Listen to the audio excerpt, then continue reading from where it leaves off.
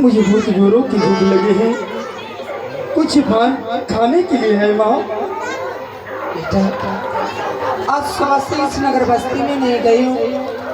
देखो ना मेरी आंचल सोने की सोने पड़ी हुई मेरे लाल। जब से मैं अपनी झोपड़ी के भीतर बैठी हूँ तब से तेरी ही राह देख रही थी बेटा, क्योंकि मैं सोची अपने ग्रुप से एक पल मिल लूं, तब इसके बाद इस नगर बस्ती में भी इच्छा मांगने के लिए जाऊं बेटा।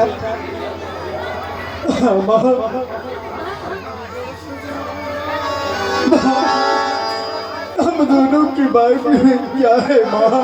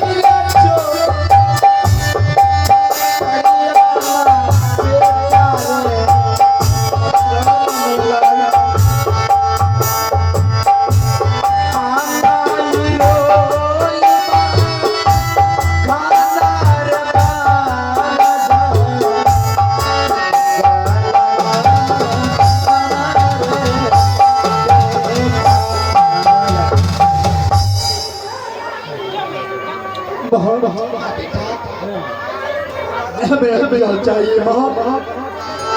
मैं जंगल जाकर कुछ कंदमूल फल ले आओ माँ, फिर हम दोनों मिलकर कंदमूल फल खाकर जीवन को निभा करेंगे माँ।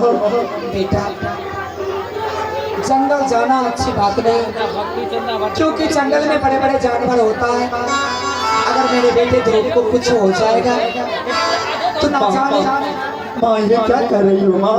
बेटा जिसके सर पर माँ की होंद हो, गुरु का आशीर्वाद हो, भला उस पुत्र को कैसे क्या हो सकता है माँ? बेटा लेकिन बेटा दो ना चार, मेरे पास एक संतान ध्रुव है।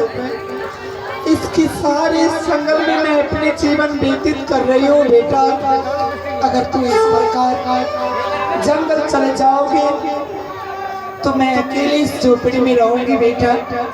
अगर तुम्हें भूख लगा है तो तू अपने झोपड़ी के निकट बैठकर भगवान की भक्ति करो। कहावत ने कहा है जो कोई इंसान भगवान की भक्ति करता है उसे इस दुनिया संसार में अंजल मिलता है बेटा। इसलिए बेटा तू अपनी झोपड़ी के निकट बैठकर भगवान की भक्ति करो। झोपड़ी की निकट माँ, झोपड़ी के निकट क्यों माँ? अपने गुरुदेव की कुटिया पर क्यों नहीं चले जाएंगे माँ? भगवान अगर गुरुदेव की कुटिया जंगल में तो क्यों नहीं अपनी झोपड़ी में बैठकर मेरी इंतजार कर लोगे? बेटा तुम इस बार क्यों डर रही है माँ? तुम तो जानती हो माँ, जंगलों में जितने भी जीव जंतु जानवर हैं सब मेरा मित्र है, सब मेरा साथी है माँ। फिर घबराने की इस बीच में क्या जरूरत है माँ?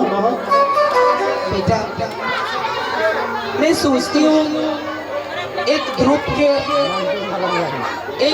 के सिवा इस जंगल में मेरा कोई नहीं है।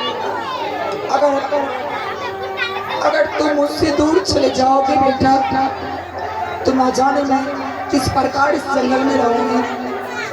हाँ माँ, बेटा मैं तुम्हारी बातों को समझता हूँ क्योंकि माँ का हृदय जो होता है बहुत कोमल होते हैं, इसलिए अपने पुत्र को अपनी नजरों से कभी दूर नहीं जाने देना चाहते हैं।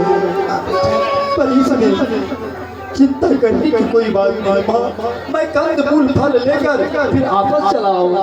बेटा मैं तुम्हारे लिए इस नगर बस्ती में जाऊंगी और भिक्षा अर्पण करके आऊंगी, और जो भी भिक्षा अर्पण करके आऊंगी मैं अपने बेटे को भोजन कराऊंगी। ठीक है माँ, जैसी तुम्हारी मर्जी माँ, मैं वैसा ही करूँगा। पुत्र का कर्तव्य होते हुए माँ पिता की वचनों को मानना, उनकी बातों को आदर करना। क्यों नहीं बेटा, अच्छे बच्चे का कर्तव्य ये है कि अपने पिता और माता के आज्ञा का पालन करना। ठीक है माँ, इसलिए बेटा तू अपनी झोपड़ी के निकट बैठो, मैं यूं ही इस नगर बस्ती में जाऊंगी, यूं ही तुम्हारे लिए कुछ भोजन लेके आऊंगी बेटा। ठीक है माँ, जल्दी ही चले आना माँ।